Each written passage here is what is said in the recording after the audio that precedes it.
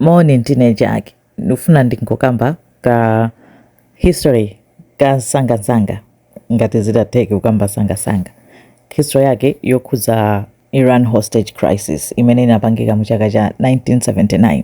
Pakhala pali mpungwepungwe pakati pa maiko ngati Iran, USA, Britain kwa nthawi yayitali ndi nkhani zazitali kwambiri. Nde mu 1978 kunali mfumu imene imalamulira ku Iran dzina lake Reza Pahlavi, ankamutchula kuti the Shah of Iran. Dzina lake lonse anali Mohammad Reza Pahlavi. Uyuyu ndoti anachita kukhazikitsidwa ndi maiko aku West eti achina USA.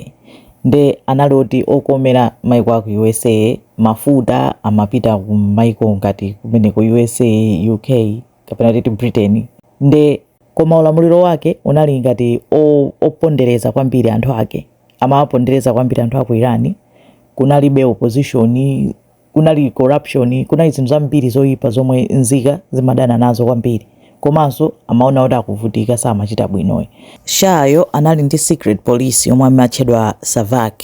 Asavaki anali akupanga monitor anthu wina aliyense asayerekeze kupanga chinthu chosakomera mfumu kapena malamulo awo akuti amazuza kwambiri, amapanga tocha anthu kwambiri.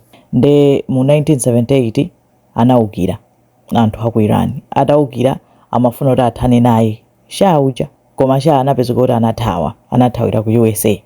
Atathawira ku USA mpamene kunabwera Ayatollah anali ku exile, anachoka ku exile ko kubwera uzakhala ngati wazapanga take over. Nde anthu amamufuna Shah wawoyo kunena kuti ife tifuna kuthana ndi uyu watizuza kwa zaka pafupifupi 26.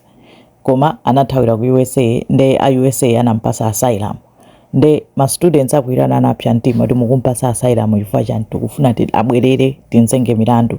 Koma a USA anakana mpanga release. Nde mapeto ake mu 1979 ma students anaphwanya gate ndi kukalowa ku American Embassy imene inali ku Iran pa nthawi imeneyo. Kunali anthu ogwira ntchito mu embassy aku USA, ma Americans analimo 66. Ndi anagwira onse aja kuwasunga ngati ma hostages. Nkona imachedwa Iran hostage crisis. Inali nkhani yayikulu kwambiri mu nthawiyo.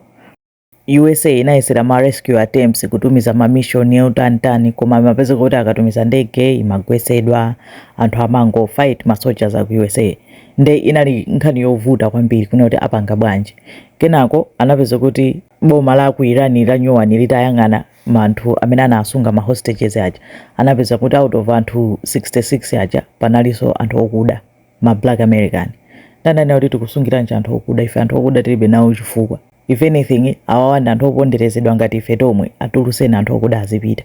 Anachosamu anthu okuda aja, komanso panala azimayi. Ananena azimayi ndi anthu okuda azipita. Anachita release. Pakana dziko linafunsa kuti mukwatulusira nji anthu okuda, mesa nawonso ndi ma Americans. Ndanena kuti yes akoza kukhala ma Americans, koma anthu okuda ndi anthu oponderezedwa ngati ife tomwe. So ife tilibe intention ina iliyonse yoti tisunge anthu oponderezedwa, tizapondereza even more. Awa tilibe nawo chifukwa azipita. Anatulusa anapita. Amene anawasunga anali ma azungu aku USA. Anasunga kwa masiku 444. Chinachi crisis chachikulu. Eventually anawatulusa after 444 days kumabwerera ku USA. Inali nkhani yotchuka kwambiri, koma of course anthu okudawo sikuti atabwerera ku USA anakakhala pa mtendere chifukwa anthu anawanena kuti sinu ma patriots, chifukwa yani munalolera kuwasiya anzanu kubwerera mukanakhala konko chanchani. Koma imeneyo ndi Iran hostage crisis. Zikomo kwambiri.